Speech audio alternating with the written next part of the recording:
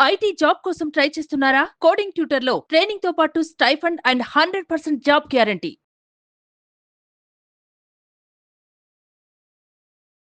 నమస్కారం డాక్టర్ శ్రీ ఆచార్య అనంతకృష్ణ స్వామి గారు. నమస్కారం అండి. Thank you so much for the positive vibes. రాగానే అట్లా ఒక్కొక్క పాజిటివ్ వైబ్స్ వస్తూ ఉంటాయి. Thanks a lot. పెట్టుకునే వస్తాను. ఎస్. సో చాలామంది అంటే మనం సబ్జెక్ట్ స్టార్ట్ చేసే ముందు క్లాసెస్ ఎక్కువ మంది అడుగుతున్నారు. ఎప్పుడు ఉండే అవకాశం ఉంది, ఎక్కడెక్కడ ఉండే అవకాశం ఉంది? అలాగే 1 సెప్టెంబర్ వచ్చి వైజాగ్, 8 సెప్టెంబర్ వచ్చి తిరుపతి, 15 సెప్టెంబర్ వచ్చి రాజమండ్రి అండి, 22 సెప్టెంబర్ వచ్చి హైదరాబాద్, 29 సెప్టెంబర్ వచ్చి అనంతపురం అండి, 6 అక్టోబర్ వరకు విజయవాడలో, అలాగే 27 అక్టోబర్ బెంగళూరు. అక్టోబర్ వరకు మన షెడ్యూల్ ఫిక్స్ అయిపోయింది.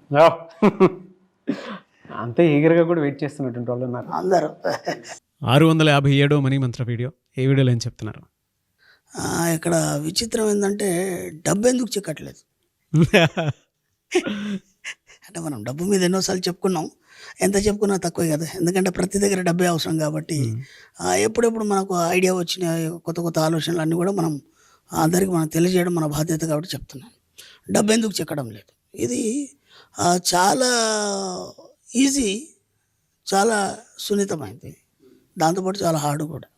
ఒకప్పుడు ఈ డబ్బు అంటే ఎందుకు చిక్కట్లేదు అనేది చాలా పరిశోధన చేసినప్పుడు ఎక్కడ దానికి మార్గం దొరకలేదు. ఈరోజు వద్దంటే డబ్బు వస్తుంది అందరికీ. వద్దంటే డబ్బు వస్తుంది. ఎలా వస్తుంది, ఎందుకు వస్తుంది అంటే ఒకసారి రావడం స్టార్ట్ అయింది. ఓకేనా, ఒకసారి రావడం స్టార్ట్ అయితే ఇక అది ఆగదు, దాన్ని ఎవడు ఆపలేడు. ఓకేనా, ఎవరితో సాధ్యం కాదు. ఇక అది వచ్చేంతవరకు మనం ఏం చేయాలి, ఎందుకు రావట్లేదు, దీని మీద మనం కొద్దిగా డిస్కషన్ చేద్దాం. ఓకేనా, ఫస్ట్ ఆఫ్ ఆల్ ఏంటంటే డబ్బు రాకపోవడానికి కారణం ఏంటంటే మన డబ్బుపరమైన ఆలోచనలు ఇప్పటివరకు చేయలేదు. ఫస్ట్ పాయింట్ మనం ఎక్కడ మిస్టేక్ చేస్తున్నాం మనం అంటే డబ్బుపరమైన ఆలోచనలు మనం ఎక్కడ చేయలేదు. ఎందుకంటే అందరూ ఏమనుకుంటున్నారంటే డబ్బు సంపాదించడం అంటే నేను ఏదో పని చేస్తున్నాను, నాకు ఎంతో కొంత వస్తుంది, దాంతో నా కుటుంబం నడుస్తుంది, అదే డబ్బు సంపాదించడం అని ఫీల్ అయిపోతున్నారు వాళ్ళందరూ. అది డబ్బు సంపాదించడం కాదు, అది వృత్తి. అది అంటే నీ జీవనాధారణం కోసం చేసే వృత్తి, అది లేదా ఒక పని ఏదన్నా కావచ్చు. ఇంతకుముందు మనకు రాజుల కాలంలో ఏంటంటే అక్కడ నీకు వృత్తి అనేది ఇచ్చేది కాదు. ఓకేనా, ఇప్పుడు ఒక కోట కట్టాలి, దానికి సంబంధించినటువంటి ఎంతమంది కళాకారులు ఉన్నారు అంటే దానికి సంబంధించినటువంటి ఫస్ట్ స్కల్ప్టర్, లేదంటే ఒక ఇంజనీరు, లేదా దానికి సంబంధించినటువంటి కళాకారులు, దానికి సంబంధించినటువంటి వడ్రంగి, దానికి సంబంధించినటువంటి కుమ్మరి, ఇట్లా ఎన్ని రకాల వృత్తులు వాళ్ళు ఉన్నారో వాళ్ళందరినీ తీసుకొచ్చి వర్క్ స్టార్ట్ చేయడం, అంతే, ఇంకేం లేదు. వాళ్ళకి ఏదో ఇవ్వడం లేదు, వాళ్ళ అవసరాలన్నీ రాజు వాళ్ళు పని చేసినందుకు సమకూర్చడం, అంతే. అంతే తప్ప వాడంటూ సొంతగా సంపాదించుకొని వాడు జల్సాలు ఆనందాన్ని అనుభవించడం అంటూ లేదు అప్పట్లో. కేవలం రాజు యొక్క పర్యవేక్షణలోనే ఒక పెద్ద కోట కట్టేసి, ఒక గ్రామం అంతా కోట కట్టేసి దాంట్లోనే ఆ జనాలు ఉండేది, దాంట్లోనే పంటలు పండించుకునేది, వచ్చింది అందరు కలిసి తినేది, అందరికి పంచేది, లేదా అందరికి ఒక దగ్గర వంట చేసి పెట్టేది. ఒక సంవత్సరాల తరబడి వాళ్ళు ఆ కట్టడాలు కట్టేది. ఓకేనా, అప్పుడు డబ్బు మీద ఆలోచన లేదు, ఎందుకంటే అప్పుడు మొత్తం రాజు అధీనంలో ఉండేది. ఇప్పుడు ప్రజాస్వామ్యం వచ్చింది కదా. ఇప్పుడు ప్రజాస్వామ్యం ఎవరికి వాళ్ళు ఇండివిజువల్గా జీవించడం, స్వేచ్ఛగా జీవించడం అనేది వచ్చింది. ఇక్కడ ఏమైపోయింది, అప్పుడు వాడికి ఏ ఆలోచన లేదు, ఎందుకంటే కేవలం పని చేయాలి, చేసినందుకు దానికి సరిపడా అవన్నీ ఏర్పాట్లు జరుగుతున్నాయి కాబట్టి ఇంకా సృజనాత్మకంగా ఆలోచించడానికి కానీ కొత్తగా చేయడానికి ఏం లేదు. అప్పుడు మొత్తం ఆ రాజుగారికి ఏం కావాలన్నా అవన్నీ ఏర్పాట్లు చేయాలంతే. నాకు ఈ డిజైన్ కావాలన్నప్పుడు దానికి తగ్గట్టు ఆ కళాకారులు అవన్నీ తయారు చేసేవాళ్ళు, ఇంకా వేరే ఆలోచనలు ఏం లేవు. ఎప్పుడైతే మెల్లిమెల్లిగా పరిణామక్రమంలో ఎన్నో మార్పులు జరిగినప్పుడు ఏమైపోయిందంటే అప్పుడు నీ అవసరం కోసం నువ్వు ఆలోచించడం అనేది జరిగింది. నీ అవసరం కోసం నువ్వు ఆలోచించడంలో అక్కడ ఆయన యొక్క హ్యాండ్ ఓవర్లో ఉండేది. ఇప్పుడు నీకు నువ్వే సంపాదించుకోవాలి కాబట్టి సంపాదించుకోవడం కోసం ఏదో ఒక వృత్తి చేయాలి. అప్పుడు డబ్బు లేదు కాబట్టి వస్తు మార్గం అని ఉండేది మనకి. అంటే నేను తయారు చేసిన వస్తువు నీకు ఇస్తాను, నీ దగ్గర ఉన్న వస్తువు నాకు ఇవ్వడం. తర్వాత డబ్బు అనేది క్రియేట్ చేసుకున్నాం కాబట్టి అప్పటి నుంచి డబ్బు మీద ఆసక్తి పెరిగింది. ఎందుకంటే ఖచ్చితంగా నువ్వు ఇంత డబ్బు సంపాదించి నీ జీవనం అనేది కొనసాగించాలనుకున్నప్పుడు అప్పుడు ఏం చేసామంటే ఆ డబ్బు సంపాదించడానికి మనం ఏదో వృత్తిని అనుకోవడం, లేదంటే ఏదైనా పని చేయడం, ఇవన్నీ ఏర్పడ్డాయి. ఇప్పుడు మీరు దేనికోసం చేస్తున్నారు పని అంటే నా కుటుంబాన్ని పోషణ కోసం నేను పని చేస్తున్నాను. ఇప్పుడు చెప్పండి, అక్కడి నుంచి ఎక్కడ దాకా చూస్తే డబ్బు విషయం ఎక్కడన్నా ఉందా, డబ్బు ప్రసక్తి ఎక్కడన్నా ఉందా? మరి డబ్బు కోసం ఎవరు పని చేయట్లేదే. ఇప్పుడు ఒక ఎంప్లాయీ ఉన్నాడు, నెలకు 1,50,000 సంపాదిస్తాడు, అది కూడా సరిపోదు. ఎందుకు సరిపోదు అంటే నువ్వు కేవలం నీ కుటుంబ పోషణ కోసం వృత్తి కోసం మాత్రమే అది చేస్తున్నావు కాబట్టి అది సరిపోదు. ఇప్పుడు డబ్బు సంపాదించడం అంటే ఏంటి? కేవలం డబ్బు గురించి ఆలోచించాలి. ఇప్పుడు నీకు ఎంత ఖర్చు పెడుతున్నావో అంత రెట్టింపు మళ్ళీ నీ దగ్గర ఉండాలి. అప్పుడు కదా నువ్వు డబ్బు కోసం పనిచేస్తున్నట్టు. ఈ ఆలోచనలు సామాన్యంగా ఎవరికి రాలేదు ఇప్పటివరకు. అర్థమైందా? అంటే డబ్బును మనం సంపాదించాలి, దాని ద్వారా మనం ఇవి చేయొచ్చు, మనం ఇంత ఆనందంగా ఉండొచ్చు, ఇంత సుఖాన్ని అనుభవించవచ్చు, ఇవన్నీ ఆలోచనలు మనకి ఎవరికి లేవు.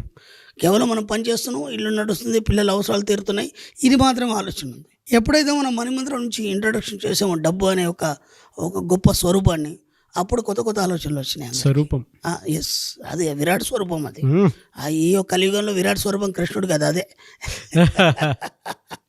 ఆయన అప్పుడు విశ్వవిరాట్ స్వరూపాన్ని చూపించాడు. ఈ కలియుగంలో డబ్బే విశ్వవిరాట్ స్వరూపం. ఎందుకంటే అది తప్ప ఇంకోటి ఏం లేదు. ఏ కట్టడం కావచ్చు, ఏ ఒక గొప్ప అద్భుతం కావచ్చు, దేనికైనా సరే డబ్బే కావాలి. కాబట్టి ఎప్పుడు కొత్త ఆలోచనలు వచ్చినా మనం డబ్బేలా సంపాదించాలి, ఇదేదో బాగుంది, కరెక్టే కదా, ఇప్పటివరకు మనం ఏదైతే చేస్తున్నామో అదే జీవితం అనుకున్నాము. మొత్తం టోటల్గా చూస్తే ఏమర్థమైందంటే అది బతుకనేది అర్థమైంది. జీవితం అనేది ఎలా ఉంటుంది, బతుకంటే ఏంది అనేది మనం తేడా చెప్పడం జరిగింది. ఈ తేడాలో ఇప్పుడు డబ్బు ఎలా సంపాదించాలనే ఒక ఆలోచన అనేది ఒక క్వశ్చన్ లాగా మిగిలిపోయింది. దానికి మనం ఇప్పటిదాకా కొన్ని వందల వీడియోలు చేసాం, దాంతోపాటు ఎన్నో క్లాసులు చేసాం, ఎన్నో ఎగ్జాంపుల్స్ ఇచ్చాం, దాంతోపాటు ఎంతోమంది రీచ్ అయినారు. అయినా సరే ఇంకా అనుమానాలు, ఇది ఎలా వస్తుంది, డబ్బు ఎందుకు చిక్కట్లేదు అనే ఒక క్వశ్చన్ అనేది ఇంకెక్కడో ఏదో పాయింట్లో మిగిలిపోయింది. ఎందుకంటే నా వీడియోలు విన్న వాళ్ళు కానీ లేకపోతే నా క్లాస్కి వచ్చిన వాళ్ళు కూడా కొంతవరకు సంపాదించేశారు. సంపాదించేసిన తర్వాత మళ్ళీ ఎందుకో డబ్బు ఆగిపోయింది సార్, రావట్లేదు, ఇంతమంది బాగానే వచ్చింది, మీ క్లాసులు విన్నాము, వీడియోలు విన్నాము, బాగానే ఉంది. ఇక్కడ నేను ఏం చెప్తున్నానంటే, ఇప్పుడు మీరు ఖచ్చితంగా డ్యూటీకి వెళ్ళాలి, నెలకు షాల్డర్ తీసుకోవాలి, అప్పుడే మీరు రెంట్ కట్టుకోవచ్చు, మీ పిల్లల ఫీజులు కట్టుకోవచ్చు, నెలవారీ ఖర్చులు ఇలా తీయవచ్చు. అవునా కదా? మీరు ఒక వారం రోజులు కనుక డ్యూటీకి వెళ్ళకపోతే ఏమవుతుంది? మీ శాలరీ కట్ చేస్తాడు. అవునా కదా? ఇప్పుడు ఏమవుతుంది, ఆ వారం రోజులు కట్ చేసింది ఏదైతే అది మీకు బర్డన్ అవుతుంది. అంటే మీరు ఖచ్చితంగా మీరు వెళ్తున్నారా లేదా, ఖచ్చితంగా రెగ్యులర్గా వెళ్తున్నారా లేదా, ఖచ్చితంగా దానికోసం పని చేస్తున్నారా లేదా. దానికోసం పని చేసే బదులు డబ్బు కోసం పని చేయండి. ఇప్పుడు అర్థమవుతుందా? అంటే మనం ఏమైతే చెప్పుకొచ్చామో ఇప్పటిదాకా ఇన్ని వీడియోలో మనం ఏమైతే చెప్పుకొచ్చామో వాటిని కొంతవరకు చేస్తున్నారు, కొంత చిక్కింది, లేదా అప్పులు కట్టేసుకున్నారు, లేదా కారు కొనుక్కున్నారు, ఇల్లు కొనుక్కున్నారు, దాన్ని ఆపేస్తున్నారు. మీరు అంటే మీరు అనుకున్న అవసరాలు తీరిపోయినాయి కాబట్టి ఇంకా మీకు వేరే ఆలోచన లేదు. ఎప్పుడైతే మనిషి ఆకలి కొని ఉంటాడో అప్పుడు దాని గురించి ఆలోచిస్తాడు. అంటే ఇక్కడ మీ అవసరాలు తీరిపోయినాయి కాబట్టి డబ్బు అవసరాన్ని మళ్ళీ మీరు ఆలోచించడం లేదు. కాబట్టి అలా కాకుండా ఏం చేస్తారంటే, మీరు స్టార్టింగ్లో ఎప్పుడైతే మీరు వీడియోలని లేకపోతే క్లాస్కి వచ్చి దీని మీద అవగాహన పెంచుకొని ఎంత గట్టిగా ప్రయత్నం చేస్తారు. ఎందుకంటే అప్పుడు మీ అవసరాలు అంతా ఇదిగా ఉన్నాయి కాబట్టి 24 గంటలు దాని మీద కాన్సన్ట్రేట్ చేస్తారు కాబట్టి అలా వచ్చేసింది. ఇప్పుడు మళ్ళీ ఎందుకు చిక్కడం లేదంటే ఆ కాన్సన్ట్రేషన్ అనేది పోయింది. కాబట్టి మళ్ళీ స్టార్ట్ చేయండి. మళ్ళీ స్టార్ట్ చేసేసి నేను చెప్తున్నాను కదా, మీరు లీవ్ తీసుకుంటే మీ శాలరీ కట్ అవుతుంది. అర్థమైందా? మీరు ఆలోచనలు ఆపేస్తే డబ్బు రావడం ఆగిపోతుంది. Simple technique. కాబట్టి వాటిని నిరంతరం ఎప్పటికీ పట్టుంచండి. ఎందుకంటే ఎండ్ ఆఫ్ డెత్ కాదు కదా, తర్వాత జన్మలకు కూడా మనం ఎలా మనం బిల్డ్ చేసుకోవాలని మన సబ్జెక్ట్లో చెప్పడం జరిగింది. కాబట్టి డబ్బు ఎందుకు చిక్కడం లేదంటే మీ ఇక్కడ మెయిన్ మిస్టేక్ చేస్తున్నారు ఇదే. కాబట్టి దాన్ని కంటిన్యూ చేయండి, ఎక్కడ కూడా ఆపకండి. నిరంతరం డబ్బు సంపదపరమైన ఆలోచనలు కలిగి వాటిని ఎలా సాధించాలి, ఏమేమి అఫర్మేషన్ చేయాలి, ఎలా అఫర్మేషన్స్ రాసుకోవాలి, ఎలా అది మనకు చిక్కుతుంది, ఆ ఆలోచనలు నిరంతరం చేసినప్పుడు ఖచ్చితంగా మీతోనే ఉంటుంది డబ్బు, ఇంకా అది వేరుగా ఉండదు. అందుకే మనం ఏం చెప్పుకుంటామంటే, నా డబ్బు నా మంచి మిత్రుడు, నా ప్రతి అవసరాన్ని తీరుస్తున్నటువంటి డబ్బుకే కృతజ్ఞతలు. అయిపోయింది, ఎటుపోతే ఇక డబ్బు ఎప్పుడు మీతోనే ఉంటుంది. శ్రీకృష్ణుడు భగవద్గీత మోక్షం గురించి బోధించేటప్పుడు ఎలా ఉందో అలాంటి వైబ్స్ ఉన్నాయి మాట్లాడేటప్పుడు. అంటే గుర్తొస్తున్నాయి అనమాట ఆ విధంగా. ఇది మణి భగవద్గీత అండి. మణి భగవద్గీత అది కృష్ణ భగవద్గీత. భగవద్గీతలో చాలా రకాలు ఉన్నాయి. కపిల గీత ఉంది, కృష్ణ గీత ఉంది, అట్లా బోలెడు మంది గీతాలు చెప్పారు.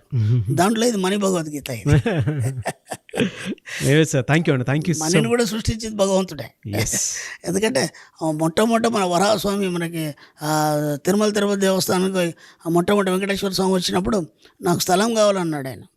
అంటే అక్కడ వరాహమూర్తి అన్నాడు కదా, ఇది కలియుగం స్టార్ట్ అయింది, ఏదైనా ఒకటి ఇచ్చినది నువ్వు స్థలం తీసుకో అన్నాడు ఆయన. ఆయన అన్నాడు, లక్ష్మి నా దగ్గర లేదు, డబ్బు లేదన్నాడు. అదంతా నాకు తెలియదు, ఏదో ఒకటి ఇస్తే కానీ నీకు స్థలం ఇవ్వను అన్నాడు. ఎందుకంటే అది వరాహస్వామి యొక్క స్థలం అది. అప్పుడు అన్నాడు, మొదటి నైవేద్యం నీకే, మొదటి దర్శనం నీకే అన్నాడు. అప్పుడు ఆయనకు స్థలం ఇచ్చాడు అక్కడ. అంటే ఈ కలియుగ ఆరంభంలోనే స్వామి మనకి డబ్బు యొక్క వాల్యూ తెలియజేశాడు. కాబట్టి మనం ఎందుకు దాన్ని పట్టుకోవద్దు, ఖచ్చితంగా దాంతో ముడిపడి ఉంది కలియుగం అంతా. Great sir. Anyways thank you అండి. Thank you so much doctor Shiyachari Anantakrishna Swami గారు. Thank you.